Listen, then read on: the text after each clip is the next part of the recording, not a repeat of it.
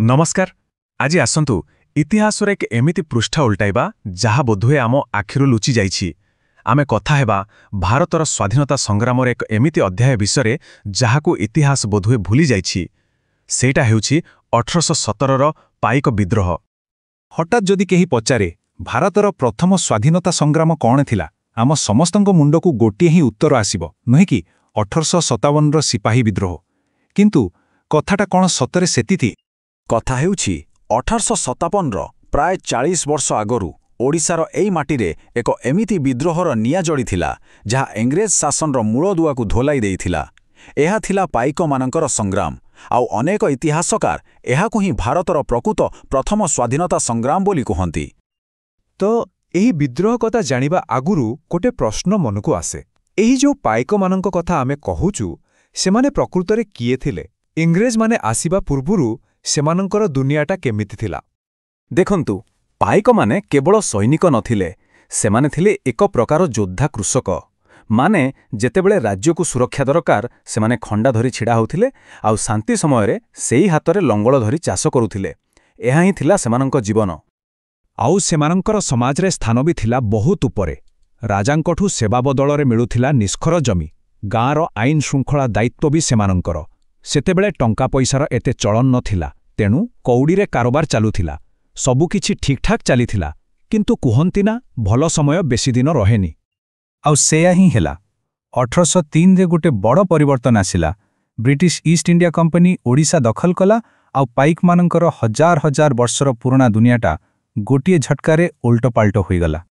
एबे देखंतु संघर्षटा केमिति आरंभ हेला। जेउ जमी पाई से माने केबे खजना देउ नथिले ता उपरे इंग्रेज माने भारी टिकस बसई देले। आउ से टिकस कौड़ीरे नुहे केवल रूपा टंकारे देबाकू पड़िबो बोली नियम कले। एपरिकी लुणा भली जिनस उपरे भी निजर एकछाटिया अधिकार जाहिर कले। एहा खाली पैसार कथा नथिला, एहा थिला सेमानंकर सम्मान आउ परंपरा उपरे सीधा सड़क आक्रमण। तेणु ए जो विद्रोहर निया जलिला ता पछरे कोनोसी गोटिए कारण नथिला। एहा थिला वर्ष वर्ष धरी सही आसुथिबा अन्याय, अत्याचार आउ अपमानर एक विस्फोरण। लोकंक भितर असंतोष धीरे धीरे बढ़ी चलीथिला। आउ शेषरे सेही दिन आसिला जेबे धैर्यर सबु सीमा पार होईगला। मार्च 1817 एही कुहुलुथिबा असंतोष एक भयंकर विद्रोहर रूप नेला जहा पूरा ओडिशा को दोहलाई देइथिला। आउ जानिछंती एही विराट विद्रोहर आरंभ केमिति होइथिला? घुमुसररू आसीथिबा मात्र 400 कंध योद्धांकठारू। सेमाने खुर्धारे पहुंची पाइकमानंक सह हाथ मिलाइले आउ सेइठू ही आरंभ हेला सेही ऐतिहासिक झड़। बक्सी जगबंधुंक नेतृत्वरे पाइक आउ कंध माने एकाठी हेले। प्रथम आक्रमण हेला बाणपुर थाना उपरे आउ तापरे देखु देखु विद्रोहर एही निया पुरी, पिपिली एपरिकी कटक पर्यंत व्यापीगला। इंग्रेज माने बुधे एमिति किछि आशा करि नथिले। आउ ई विद्रोहर सबुठु बड़ कथा कौन थिला जानती? एहार एकता। एइटा खाली पाइकमानंकर लड़ाई नथिला।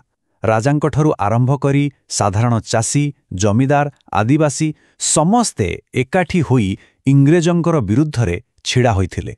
एहा ही थिला एहार प्रकृत शक्ति। किंतु एते बड़ ब्रिटिश साम्राज्य कौन एते सहजरे हार मानि थांता? ना, सेमाने निजर पूरा ताकत लगाई देले एही विद्रोह को दबाइबा पई। आउ एहा परे आरंभ हेला एक निर्मम दमन लीला। प्रथमे तो पाइक माने जितिले, खुर्दा को निज कब्जा को नहीं गले। किंतु कटकरू जेतेबेले इंग्रेज सेना आसिला परिस्थिति बदली गला। सामरिक आईन लागू हेला। हेले पाइक माने हार मानि नथिले। सेमाने घंच जंगल भितर को पड़ाई लुचि छपी युद्ध जारी रखिले, जहाकू आमे गेरिला युद्ध कहू। एही लड़ाई बहुत दिन चारिला। शेषरे 1825 रे नेता बक्सी जगबंधुंकू आत्मसमर्पण करिवाकू पड़िला। हाँ, विद्रोह को दबाई दियागला। किंतु कौन कहानी सेठी सरीगला? आदौ नुहे। प्रकृत प्रश्न हेउछि, आजिर समय आउ एही भूली जाइथिबा संग्राम आम पई काहेकि एते गुरुत्वपूर्ण? आसंतु टिके 1857 रो सिपाही विद्रोह सह एहाकू तुलना करिवा। पाइक विद्रोह होइथिला तार ठीक 40 वर्ष आगरु आउ एथिरे केवल सिपाही नुहे, समाजर प्रत्येक वर्गर लोक सामिल थिले। तथापि इतिहास बहिरे एहाकू सेही स्थान काहींकी मिलिनी जहार से हकदार? एहा एक बड़ प्रश्न। तेबे एही विद्रोहरु आमे शिखिबा कौन? देखंतु, एहा केवल गोटे हारी जाइथिबा लड़ाई नुहे।